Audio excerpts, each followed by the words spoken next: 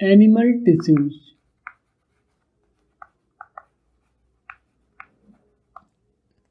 The body of animals are also made up of different type of tissues.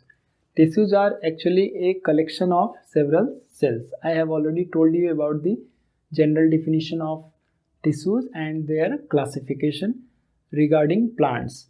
And now we will study about the animal tissues, how they are classified and on which basis they are classified. We will study in brief about the characteristics of different tissues, and we will also try to understand the characteristic with the help of structures related to that tissues, or we can say where the tissues are present in animal body. We will take most of the example from our own body so that it will be easier to understand the facts. Okay, so animal tissue is broadly classified into 4 categories.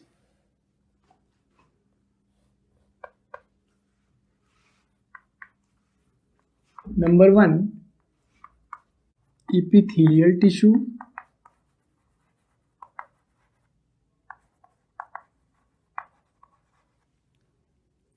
Connective tissues.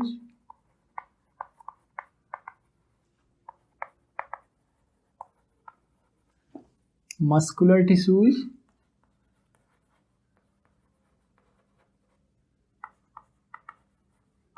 And nervous tissues.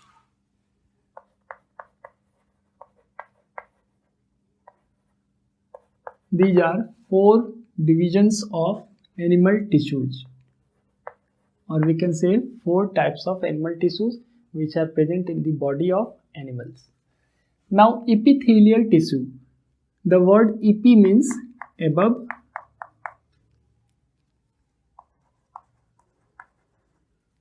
and thelial means to grow.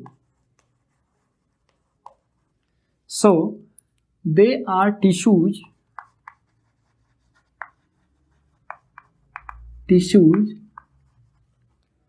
which grow on the surface, means above, of another tissue. Means they are always present above another tissue. So they are called epithelial tissue. They mostly form the covering of the structure. As for example, the vital organs present in our body have outer layer made up of epithelium tissue. Okay, so they are present on the they are present above other tissues. Okay, so they are called epithelial tissues. Second one is connective tissues. The name itself suggests that they connect 2 or more tissues.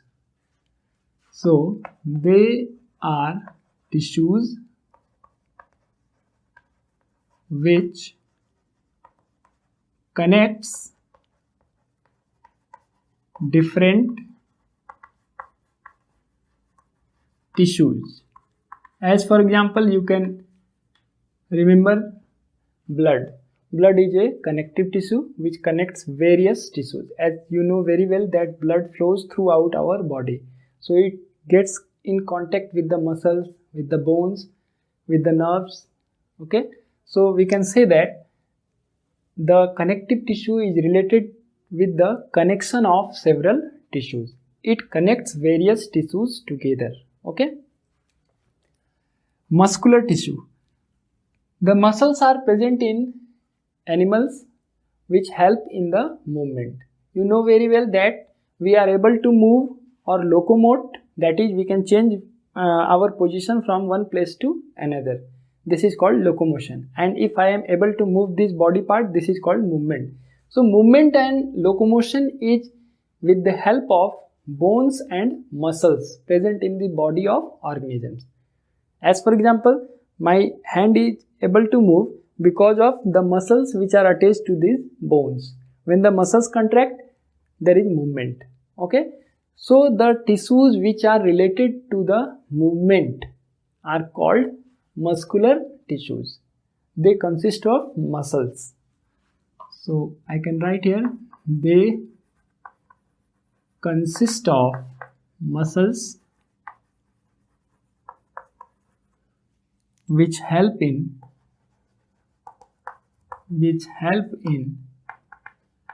movement and locomotion. Okay, and the last one is nervous tissues. They are specialized animal tissues. I have used this word specialized because they differ from all these tissues, because they have special ability to perceive and respond according to the stimuli. What is stimuli? Any change in the environment. As for example, if the climate is hot and humid, you will certainly feel it. And if there is winter season, you will feel cold.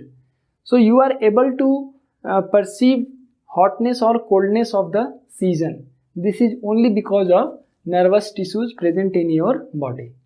Second thing is that if accidentally you touch a hot object, then rapidly you will remove your hand from that object. This ability is only due to presence of nervous tissues. Okay, so I have used a specialized word for these type of tissue. They are specialized animal tissues with the help of which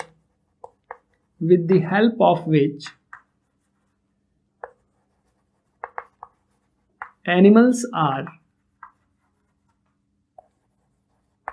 able to perceive and respond according to stimuli. Stimuli is any change in the environment which affects organism directly or indirectly, or we can say which evokes response. As for example, if any insect starts to bite me here, then this is stimuli, and as soon as that insect starts biting me, I will try to kill that insect. This is only because of nervous tissues. Okay, as soon as it starts biting, the information goes to my brain. The information is transferred with the help of nervous tissue, and the brain analyzes that stimuli and creates a response, order, and the order is given to this hand that try to kill that insect or try to remove that insect, whatever may be the command, and accordingly this hand will act to remove that insect or try to kill that insect. Okay, so the whole process is related to the nervous tissue. The brain, which is the most important part of our body, consists of nervous tissues, and the whole body is controlled by these tissues. So I have mentioned a specialized word for this type of tissues. Okay, so we have 4 different types of animal tissues, and they have some special characteristic on the basis of which they are categorized. Okay, so we will study one by one about this tissue. So let us begin with the epithelial tissue. Now epithelial tissues are broadly divided into 2 categories.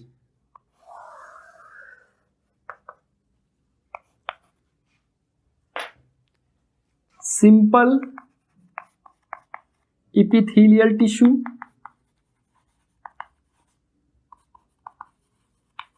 and compound epithelial tissues.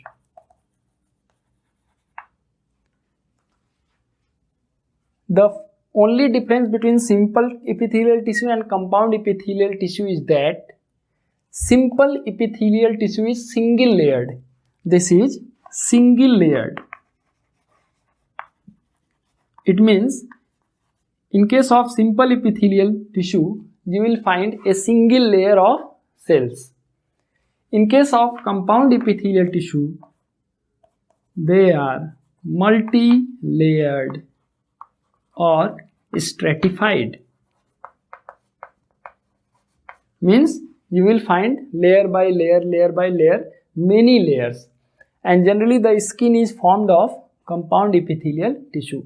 The outermost covering of our body, which is skin, is made up of compound epithelial tissue. Now, simple epithelial tissue may be categorized into 5 types on the basis of their structure, and similarly they can also be classified on the basis of their function. Okay, so let us see in detail about the simple epithelial tissue. Simple epithelial tissue.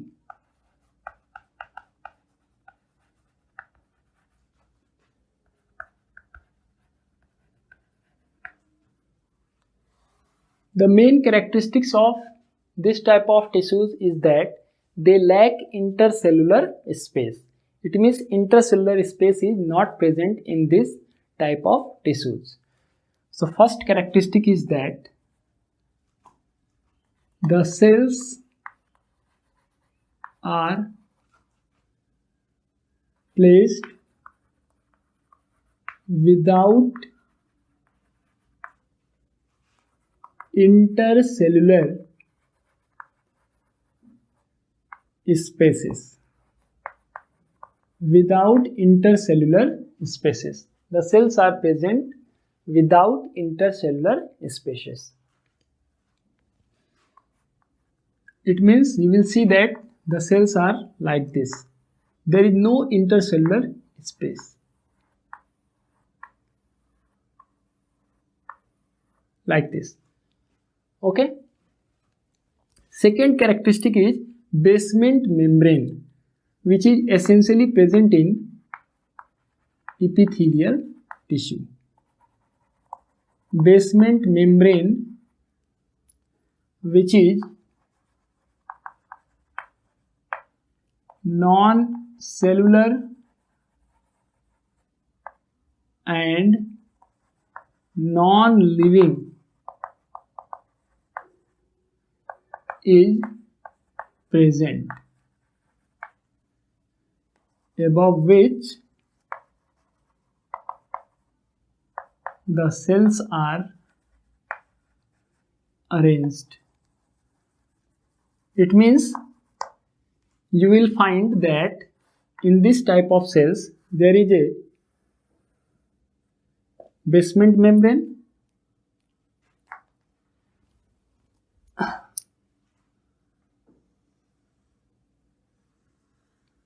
and above this basement membrane you will see that there is a layer of cells forming epithelial tissue. So they have a structure like this.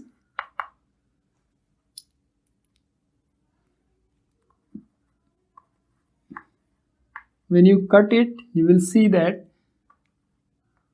the nucleus and cytoplasm are visible. From the top view, you will see that they appear as polygonal cells.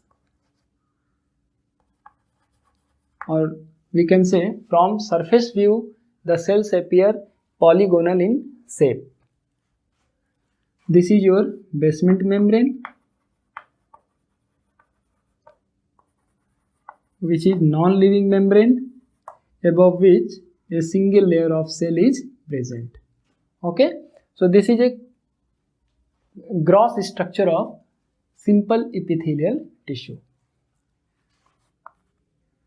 No blood vessels are present.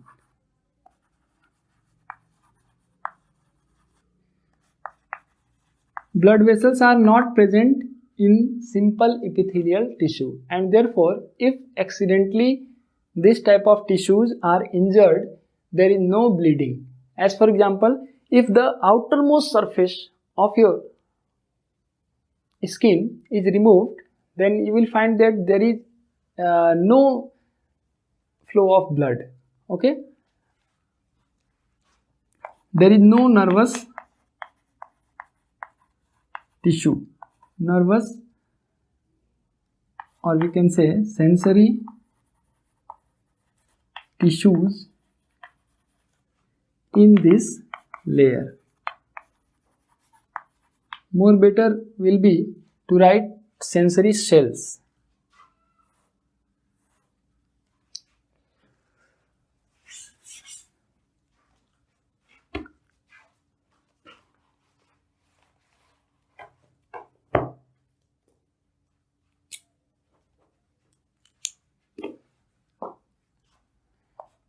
No nervous supply. It means in simple epithelial tissue there is only single layer of cells. There is no supply of blood, there is no supply of any nervous cells. Okay, or we can say nerve cell. It means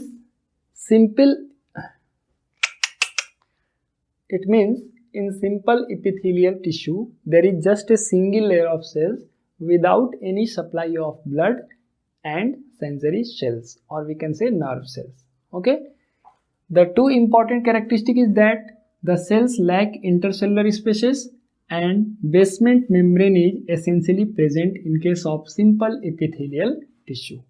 Okay, now simple epithelial tissues may be classified on the basis of shapes and on the basis of functions. So let us see the classification of simple epithelial tissues. Classification on the basis of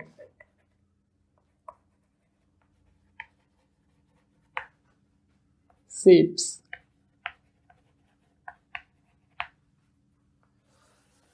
Classification of simple epithelial on the basis of shapes.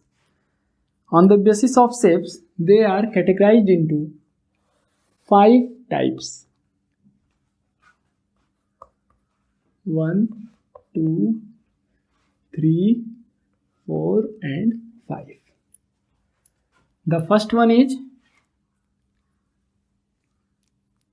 squamous epithelium.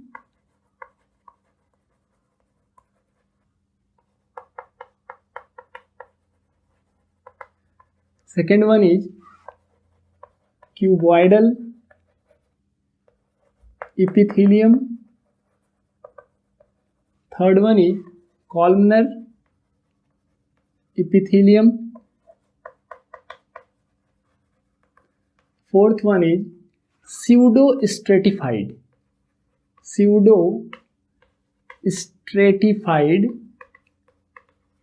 epithelium. And last one is ciliated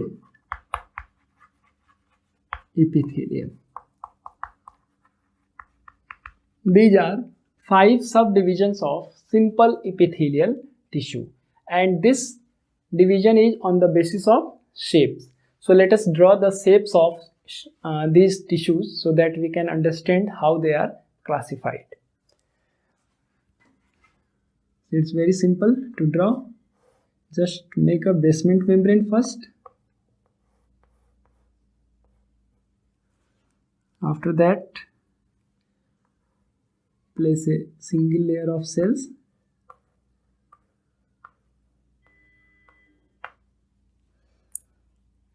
And the cytoplasm is visible. When you cut anything, the internal structures are visible. So this is cytoplasm, and a nucleus is also visible.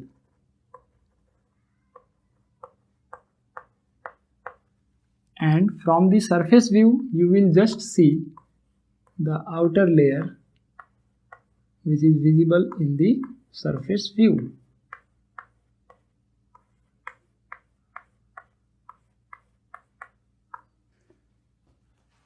It is just like this.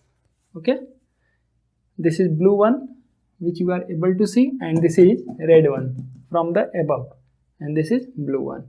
Okay, so squamous epithelial tissue is also known as pavement epithelium. Pavement epithelium.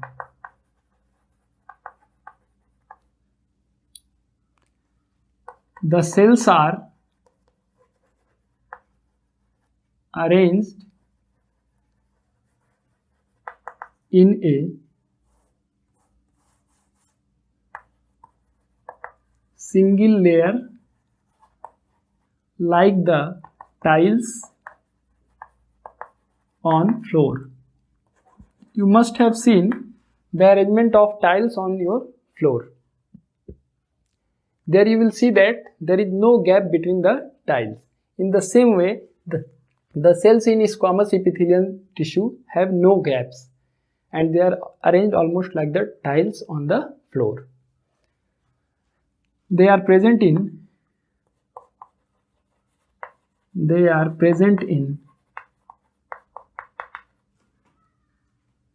body cavities, blood vessels,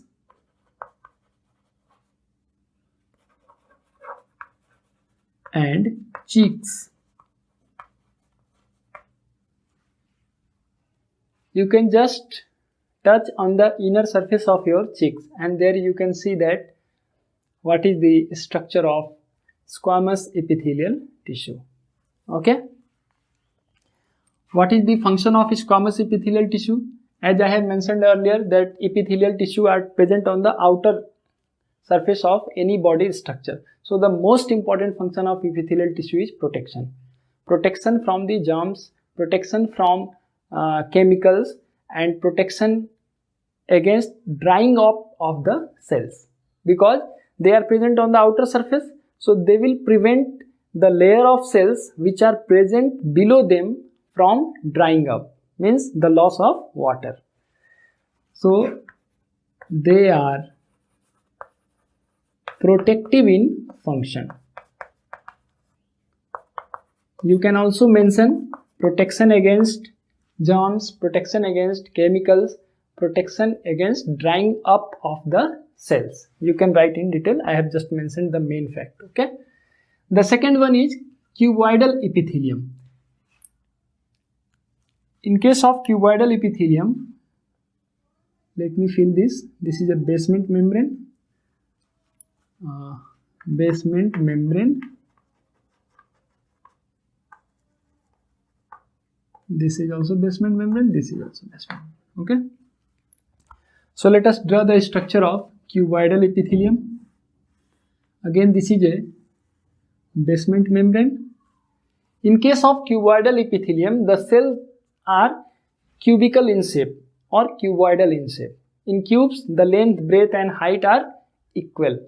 In case of cuboid, length is not equal to breadth, is not equal to height. So we can say cuboidal because it is not possible to have the cells with same length, breadth and height.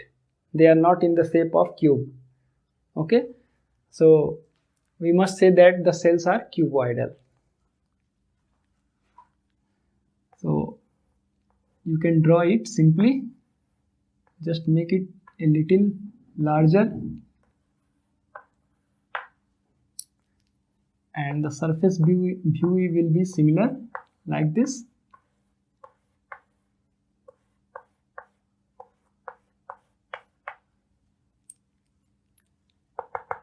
In the cross section you will see the cytoplasm and the nucleus.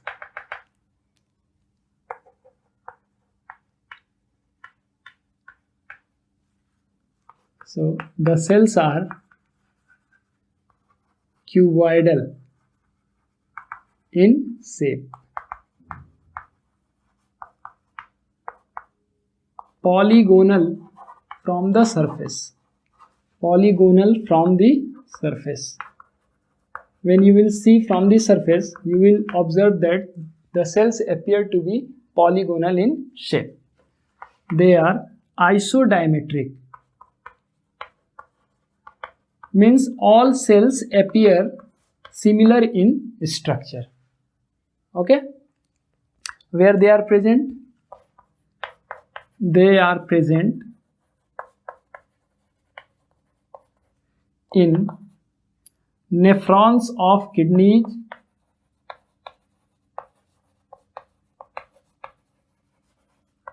gonads, in gonads, because nephron is only present in kidney. Nephrons of kidney, in gonads, and in sweat gland. These are some places where cuboidal epithelium is present. You will know in detail about the structure of kidney in higher classes and also the structure of gonads. Then you will be able to understand the function of cuboidal epithelium in that particular organ. But as far as the syllabus of present class is concerned, you must know where the tissue is present. That is enough. Okay. Columnar epithelium. Columnar means pillars. As you have seen during the construction of building, several pillars are first of all made in the ground and then the building is constructed. So you must have seen a pillar that is called column in the language of engineering. In the same sense, columnar epithelium cells, columnar epithelial tissue consists of cells which are in the shape of columns or pillars. So they will be slightly longer, or we can say their height will be more than the cuboidal epithelium. Okay, so let us first draw the structure.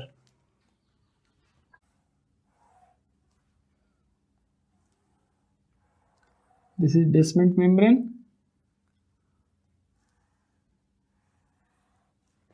Above it you will see long cells in the shape of column.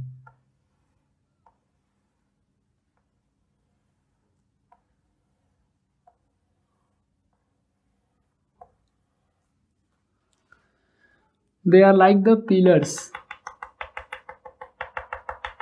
This is cytoplasm.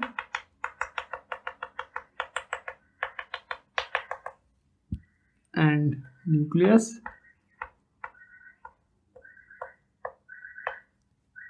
And in the surface view, again you will see a similar structure.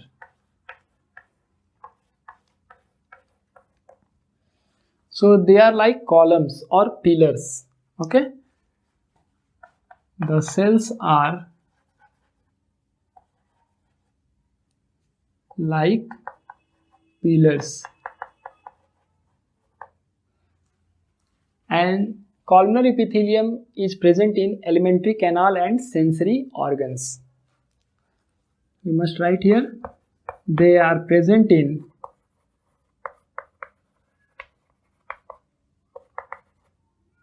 alimentary canal and sensory organ. Alimentary canal means the whole digestive system, okay, from mouth to anus. So they consist of columnar epithelium cell. And sensory organs, as for example skin, eye, these are sensory organs. The function of columnar epithelium is protection, because it forms the outer layer, it will certainly protect. Okay. Second thing is absorption. As for example, the digested food in our small intestine is absorbed by villi and they consist of columnar epithelium. Similarly, secretion, the secretion of several enzymes in digestive system is carried out by columnar epithelium. And sensory organs have sense cells. So columnar epithelium can also help to sense different stimuli. So I can write here protection, secretion, absorption and sensory functions. These are some important functions of columnar epithelium. The next simple epithelial tissue is pseudostratified epithelial tissue. The name of this tissue clearly indicates about its structure. Pseudo means false and stratified means layer by layer arrangement. So they have false layers. It means actually they consist of single layer of cells, but they appear to have two layers, and this appearance is because of two different types of cells present in the structure of pseudo-stratified epithelial tissue. So let us see the structure and understand its structure. So let us draw basement membrane. This is your basement membrane.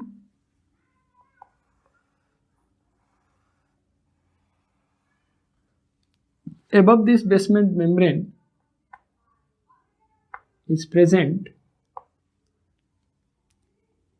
layer of cells.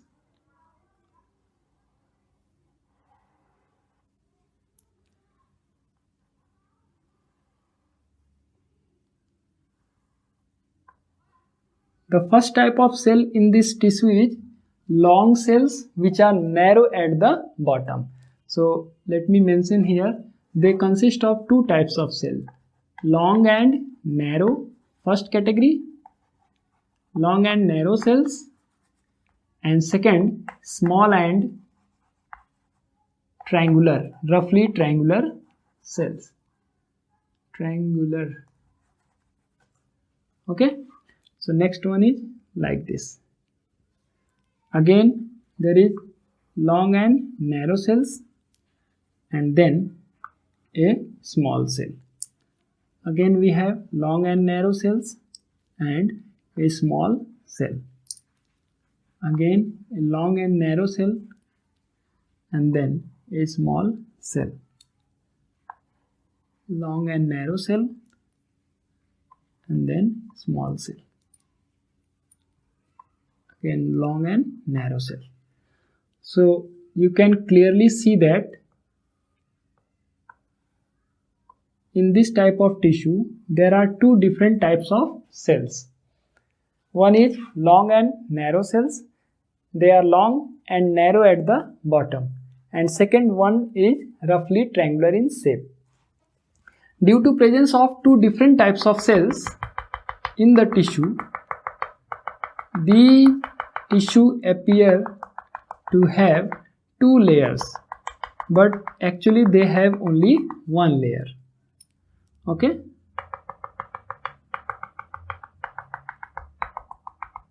So the name pseudo-stratified is given to this type of tissue.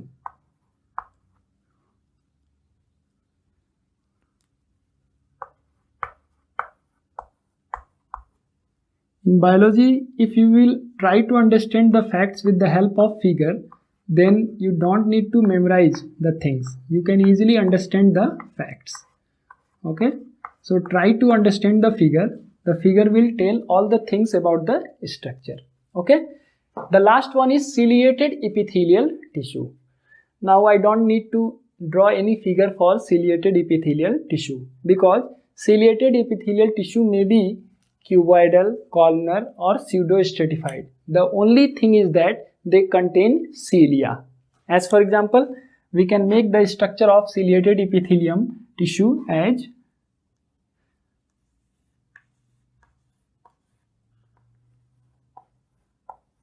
like this. This is basement membrane and this is surface view of cells.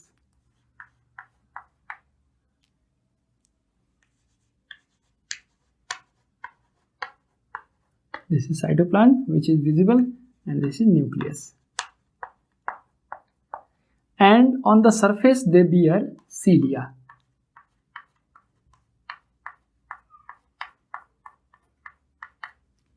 Like this. If this is cell, they will bear cilia like this. This is cilia. And cilia is very important cell structure. The beating movement of cilia promotes the movement of gas or liquid in the structure. Okay. One thing I have not mentioned, the position of pseudo-stratified epithelium. So pseudo-stratified epithelium is present in trachea and bronchi. Okay, trachea and bronchi have pseudo-stratified epithelium. And I was talking about ciliated epithelium. Ciliated epithelium tissue may have the shape of cuboidal epithelium, columnar epithelium, or pseudo-stratified. The only thing is that they contain cilia on their surface. And this cilia is very important cell structure. The beating movement of cilia helps in the movement of gases and liquids in that particular structure. Ciliated epithelium is also present in trachea, bronchi. These are structures which are present in our lungs, or we can say respiratory system. Okay, and they are very important. They are also present in nephrons of kidney. Nephrons of kidney. Nephrons are functional unit of kidney. Actually, kidney consists of many tube-like structures. That tube-like structure is called nephron. And nephrons are actually the functional units of kidney. You know very well that kidney is related with the filtration of urine. The urine present in our blood is filtered in kidney with the help of nephrons.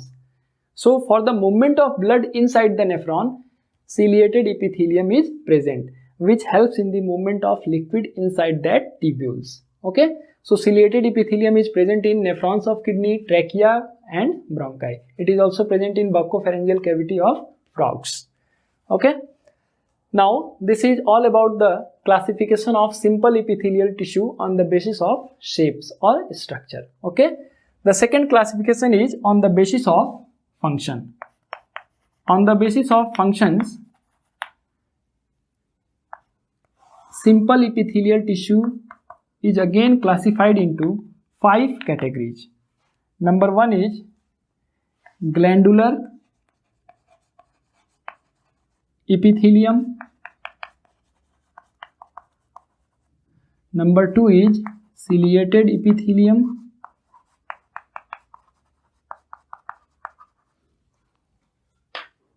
Number 3 is sensory epithelium. Number 4 is pigmented epithelium, and number 5 is germinal epithelium.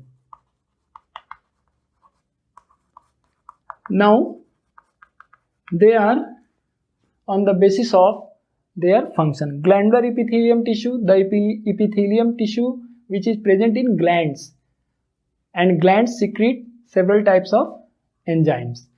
So glandular epithelium are epithelium tissue present in glands. Ciliated epithelium, I have already told you about that. Ciliated epithelium tissue contains cells having cilia, which help in the movement of gases and liquid in the cavity. Okay, sensory epithelium, which are present in sense organs. Pigmented epithelium, which are responsible for the pigmentation of that structure. As for example, the pigmentation of skin is due to pigmented epithelium which secretes melanin, and that melanin is responsible for the pigmentation of our skin. And germinal epithelium, they are present in reproductive organs which help in the formation of gametes. As for example, in human beings, the formation of sperms in male and the formation of egg or ova in female are due to germinal epithelium. So this is another classification of simple epithelium tissue on the basis of their function. So this is all about simple epithelium tissue and their classifications along with their functions. And in case of compound epithelial tissue, you will have the same classification. But in case of compound epithelium, you will see that the tissue can have more than one layer. They are multi-layered. Otherwise, the structure is same. Just difference is that they contain multi-layers of cells.